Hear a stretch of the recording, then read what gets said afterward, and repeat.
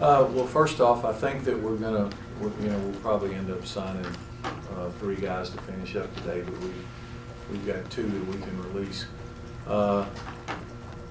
Jaquan Griffin from Rome, defensive lineman, who we feel like is a really good player.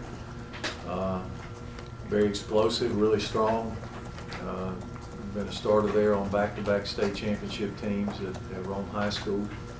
And our defensive staff feels like that he can come in and compete right away for some playing time, and then that's an area we want to try to build more depth. And then Christian Malloy, young man who's a running back at Parkview here in Gwinnett County.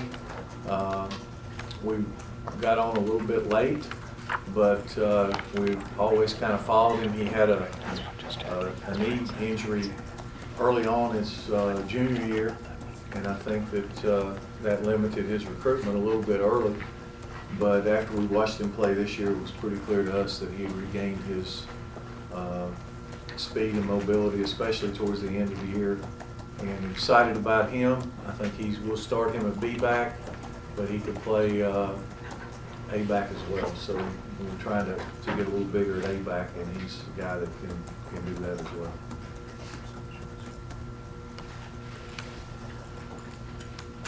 Okay, questions? In terms of, I guess, kind of getting bigger at A-back, is that something that you've kind of seen over the last few years playing with some guys? You have some slider guys like Quay and stuff. Is it to get more physical out there on the bench? It's just, I think we've had both. I mean, we've had guys like Anthony Allen and St. John Days, and those guys play A-backs. We've had slight guys. I mean, you want good players, but right now a large number of our guys are the smaller, quicker guys, so to balance it out, we're looking for a little bigger guys at that position. Paul, this is naturally the first year for the early signing period.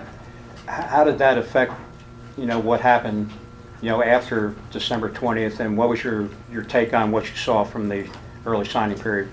Well, I think it's been great. I think that it's a win-win for everybody. Certainly there was a lot less drama, at least for us. It enables you to hit your number of 85 much easier because you kind of know where you're at. And I think it's good for the players because it limits all those guys who are able to come in and throw out a zillion offers. And if they don't send you the paperwork in December, the offers aren't really legit. So it's been good. The last couple of weeks, I think what it's enabled people to do is get out and visit the schools. As a head coach, normally you were trying to babysit and finish off, make sure you got everybody signed today. And with the early signing period, it enables you to go out and just go see some schools that maybe you haven't been to in a while. I know, for instance, for myself, last week I got to all the private schools here in the area, whether they had a prospect or not, just to go in and say hey to the coach and get in the school. And you're able to get out and see some of the juniors. With the rules you can't contact them or talk to them, but at least they know you're in the school.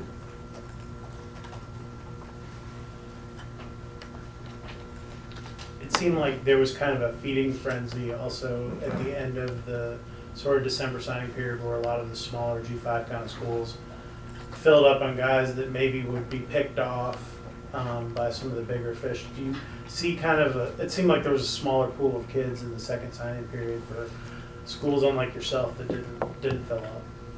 I don't know about that. I think that what happened was that most everybody kind of filled up in the first part. Like I said, we had 3 spots after the original the first signing date. I think most people were the same. I was talking yesterday in Macon. I was talking to one of the assistants at Georgia, and they said they were going to take 5 max. They thought they would get 4, and they didn't know about 5. So everybody was kind of pretty much, I think, wound down and filled up except for 2 or 3 guys.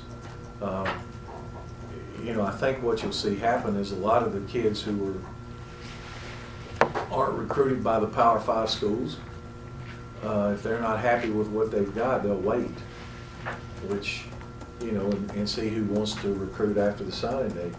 And it might be smart for them if they've got a couple of offers. If you've only got the one offer, one in the hand might be better than two in the bush, but if you've got multiple offers and you feel like you got leverage and you're not happy with what you got, you might wait. But what it does is it flushes that out, because if a kid's committed and they won't sign on the early signing date, it tells you they're not really committed. They're just trying, they got a reservation unless something better comes along.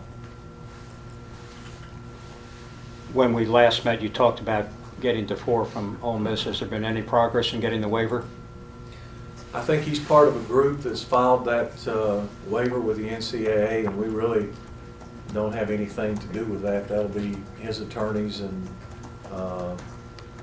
you know, I saw some of the stuff that they're using in the suit, and it would lead you to believe that they were probably misled on some things. So I think they have some legitimacy in what they're claiming, and what the NCAA will do, who knows.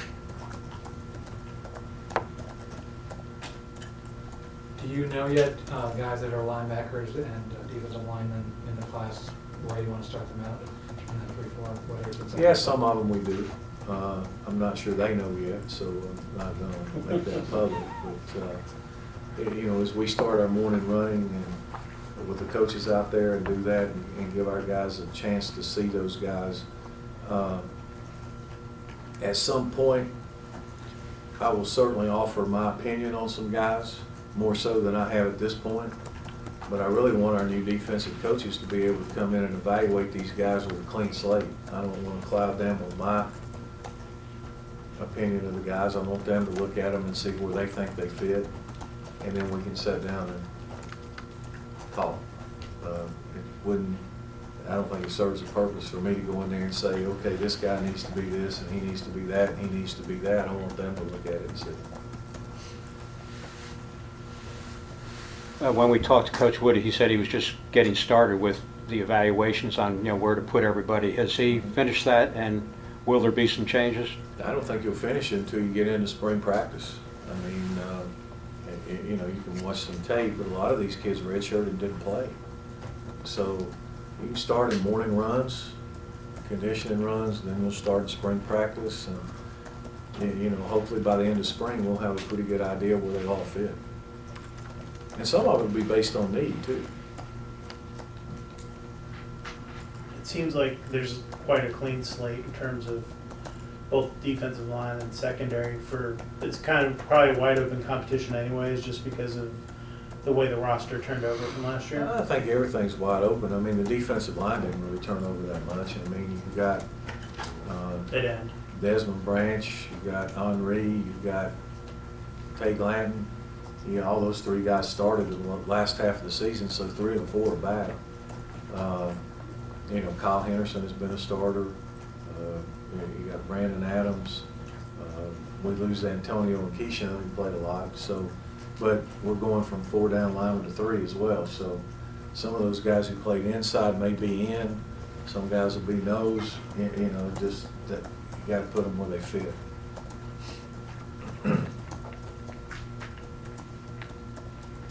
Two questions.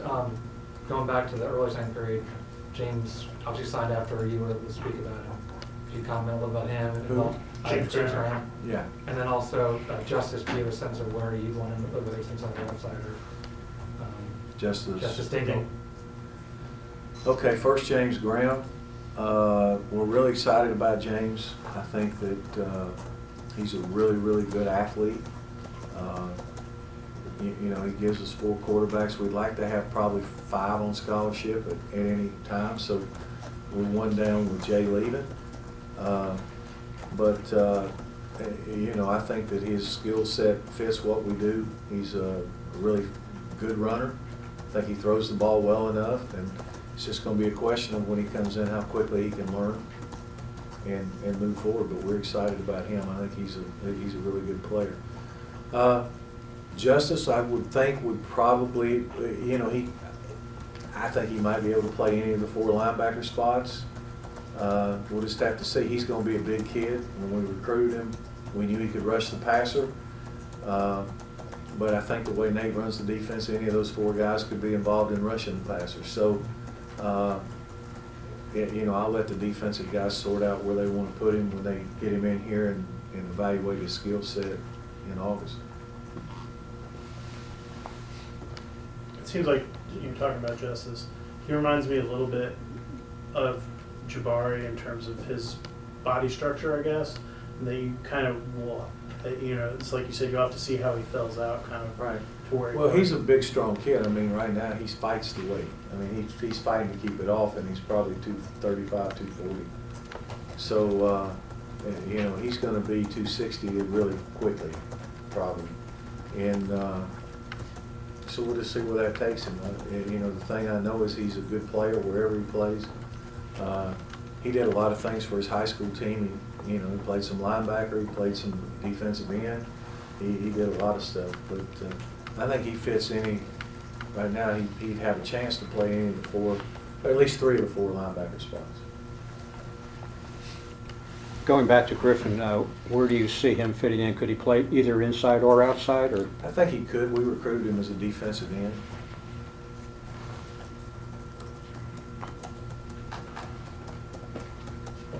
Can you talk about your 2 new assistant hires since last time I talked to you?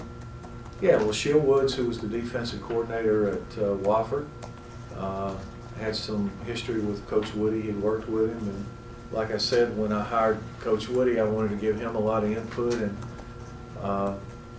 who he wanted to work with. That's what I would want if I was going to be the coordinator.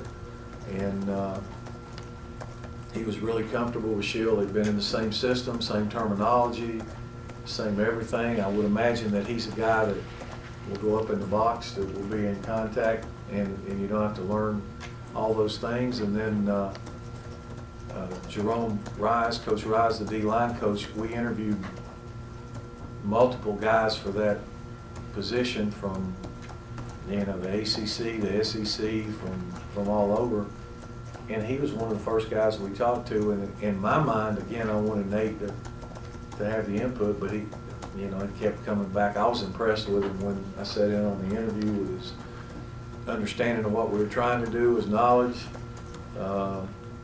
And I think when it was all said and done, that, Nate ended up feeling comfortable again with him because he's been in the system, doesn't have to learn.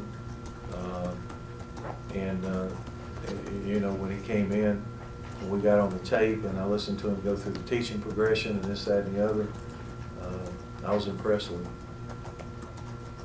Anything else for Coach Johnson? And I guess in terms of Coach Rise, he gives you, you're trying as part of your recruiting effort to sort of expand your areas. I know he has inroads in Ohio and some other areas, and you have guys more tied into North Carolina now again on the staff. Do you feel like that helps you kind of branch out as you kind of try to expand your web a little bit? I don't know about that. I mean, to me, if you can recruit, you recruit wherever. I mean, he's from Ohio. I don't know that we're going to recruit a lot of kids from Ohio. I think that, Sheil will probably take Gwinnett County and up 85 up into Spartanburg where he's aware of that. We're moving some areas around, some different guys in some different spots. Jerome will have primarily DeKalb County, and then we'll probably get into the private schools in Cincinnati and maybe Washington, which we've done before. So as we look to broaden out, we're probably going to broaden out more into private schools. And as we, we had this recruiting initiative that an anonymous donor offered matching funds, and I think we've kind of blown past that number. And so we're going to be adding some guys to the recruiting office, and that will enable us to expand our base a little more. Just to different areas, yeah. Just to add some detail to that, had the initial goal today of reaching $200,000 for the recruiting challenge. We've gone past $315,000. So that first year is obviously completely funded between what we've raised and the matching gift. So we've started the process, or we'll begin to start the process of hiring 4 new staff members for our recruiting staffs. Can you run through your position groups and just how you go about depth and Run through position groups? right? Yeah. I mean, like offensively, it's pretty much the same as it was last year. We got Taquan and Lucas. Tobias redshirted, so those three would be competing, and then James in the fall. Big back, you've got Cervante and Jerry Howard. You got Jordan Mason, who redshirted, and Quade Weimer-Skirts, so it's pretty much the same guys. Jordan could also play A-back. I think he's a good player. We want to try to make sure we get him on the field. A-backs, you return Quay, Clinton, Nathan Cottrell. You know, all those guys are back.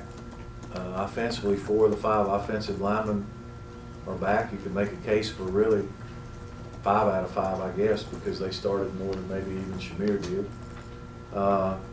We lose Ricky June, who'll be a big loss. We've got to replace him. But other than he and Shamir, that's about the only seniors on offense. We pick up, hopefully we get Andrew Marshall back, who missed the year. Defensively, we lost 3 of the 4 back there in the secondary, or really 4 of the 5, the way we played. But it'll be more of the 4 now. And, you know, we redshirted a couple guys. Lamont Simmons played a lot at corner. He's back. Johnny played some. You got Jalen Askew and Trey Swilling. And then we signed 3 corners. So safety is A.J. Gray, if that's where he ends up. You got A.J., you got Christian Campbell who played. You got Jalen Johnson who played. A couple of those corners could move to safety. So it's just some of those safeties, the younger guys. You got Tariq Carpenter. You got Caleb Oliver, who's redshirted. Avery Showell, who's redshirted. You know, there's a bunch of those guys that could end up being safeties, could end up being outside linebackers. So that's kind of where it is. Linebacker, you return both Brandon Victor and Bruce Swilling. All 3 of those guys played a ton. Should get David Curry back from injury. He missed all of last year. We talked about the Dingle kid. Tyler Cooks, he played a little bit. You know, I'm going to forget somebody who played, I'm sure, it's off the top of my head. Cooksey. Jacob. Brashear's back. I mean, gives him a chance maybe to see where he fits in some of this. So, you know, there's a pretty good nucleus coming back. You mentioned your quarterback depth. You got Taquan back after starting last year. Reviewing the season, looking back, what did you kind of ask of him that you'd like to see when you guys get suit back up in spring, kind of the progress that you'd like to see from him? Well, I thought Taquan had a good year. You know, we like to improve throwing a little bit. I think that he was better early in the year. You know, I think that he carried the ball enough times during the year that towards the end he kind of got beat up a little bit. We also played some really good defenses. If you look at the stats after the season's over, we played a lot of defensive teams that were top 25. And I think that Taquan's really resilient, tough, just maybe consistency throwing-wise. And you know, I'd like to see Lucas take another step forward too. And it'll be interesting to watch Tobias play. I mean, so in the spring we'll have a good competition, and it'd be great if one of those guys could take a little bit off him, where you know, you could get him out of a series of games, something like that. 1 or 2 more for Coach.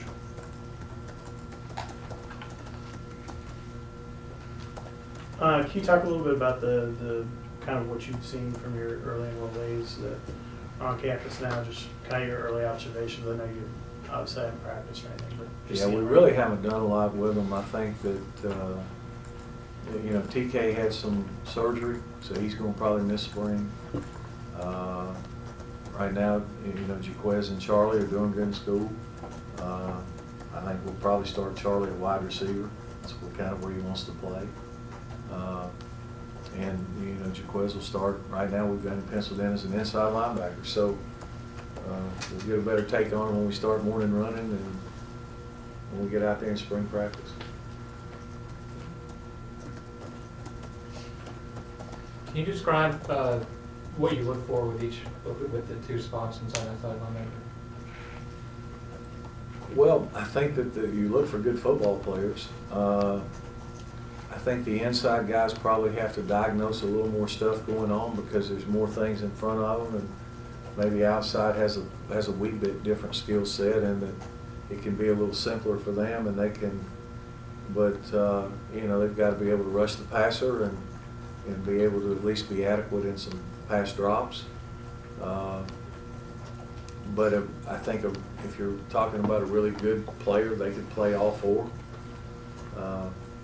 You know, the nature of the defense, I think, is that he's always rushing at least four. You just don't know which four. And it could be coming from the inside or either one of the outside. And, you know, if you rush more, it's even more you don't know which way they're coming from. So, without getting too technical, I would think that that's probably the easiest thing. The guys inside probably have to diagnose a little more what's going on a little quicker than maybe the outside guys do. There's more traffic, so to speak.